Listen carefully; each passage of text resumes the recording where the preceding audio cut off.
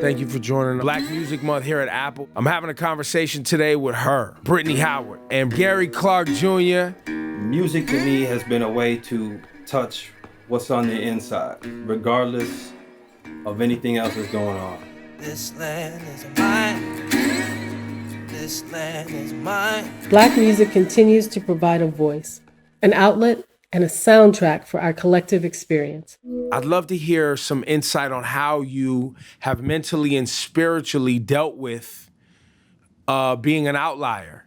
I think it's evolved as I've gotten older. In my early 20s, I think there was a lot of anger behind it because I refused to ask for permission to be who I was, and I took my space. I didn't ask for my space. I just knew it was important, and that got me to here and where I am now, being in a place of empowerment instead of a place of anger or fear. I'm empowered now, and I know I deserve everything I got because I know how hard I worked and how much I faced every step of the way. When you see what's going on in society right now, is it tough for you to figure out as a musician what to do or how to express?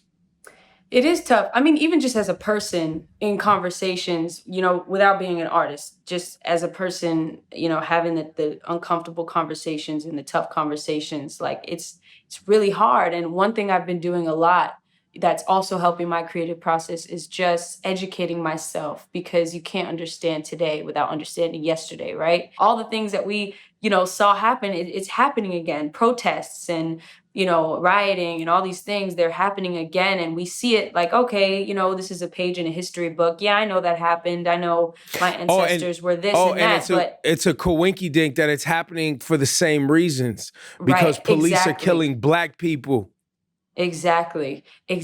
So that's the thing about it is first of all, educating yourself and just knowing what's real and what's not. You know, it's well documented the emotional toll that racism and colorism took on Nina Simone. You know, I see you fighting that same fight, right? Because you're on the front lines of making sure there is still Black presence in blues and rock and roll.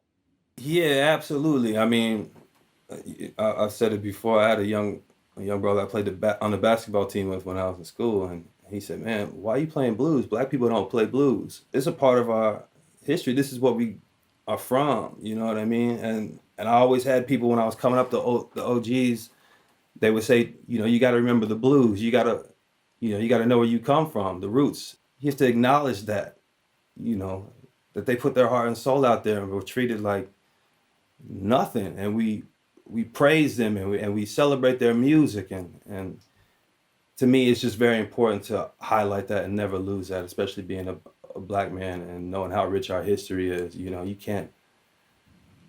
just can't deny it. So turn the music on, uplift yourself, share music. This time for change, and I don't think we can turn around and go back to the way things used to be. I can't breathe. You're taking my life from me. Everybody has their own feelings about what's going on, but we all know what needs to happen at the end of the day, and I think we're all fighting for that.